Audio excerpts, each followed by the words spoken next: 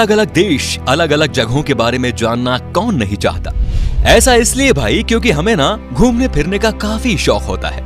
मान लीजिए दोस्तों कि आप किसी दूसरे देश में घूमने गए और वहाँ के लोगों ने अगर आपको इंडिया के बारे में कहने को बोला और ऐसा हुआ कि आप कुछ ज्यादा नहीं बोल पाए तो क्या होगा भाई? आपकी तो बेइज्जती हो गई ना।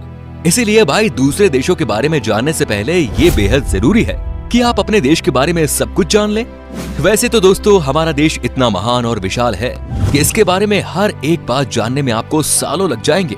फिर भी हम आज की वीडियो में कोशिश करेंगे कि हमारे दिलों में बसने वाले भारतवर्ष के कुछ पहलू आपके साथ शेयर किया जाए।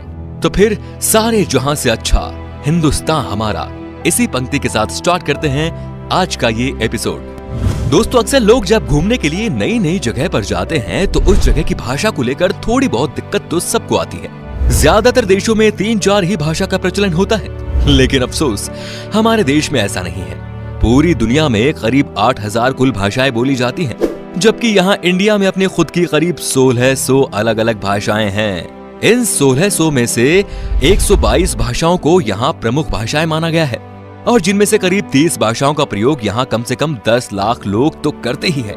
लेकिन आपको जानकर हैरानी होगी कि इतनी सारी भाषाएं होने के बावजूद भी इंडिया की अपनी कोई राष्ट्रीय भाषा नहीं है। कई लोग सोचते हैं कि हिंदी हमारी राष्ट्रीय भाषा है, लेकिन हिंदी भारत की सिर्फ ऑफिशियल लैंग्वेज है। दोस्तों पता है हमारे देश को इतना महान क्यों कहा जाता है?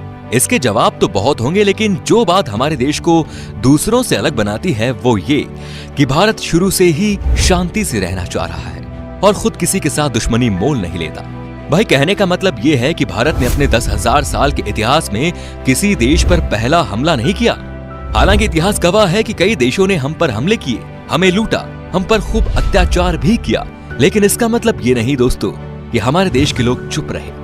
हमारे देश के वीरों ने भी उनको मुंह तोड़ जवाब दिया। आज भारत हथियारों का सबसे बड़ा आयातक है और यही बात हमारे देश को बहुत खास बनाती है। दोस्तों भारत वो देश है जिसके पास दुनिया का सबसे बड़ा लोकतंत्र है, दुनिया का सबसे बड़ा लिखित संविधान है और दुनिया की दूसरी सबसे बड़ी आबादी। दोस्तों हमारे देश की इतनी बड़ी आबादी है तो फिर रेल नेटवर्क भी कितना बड़ा होगा, सोचिए जरा।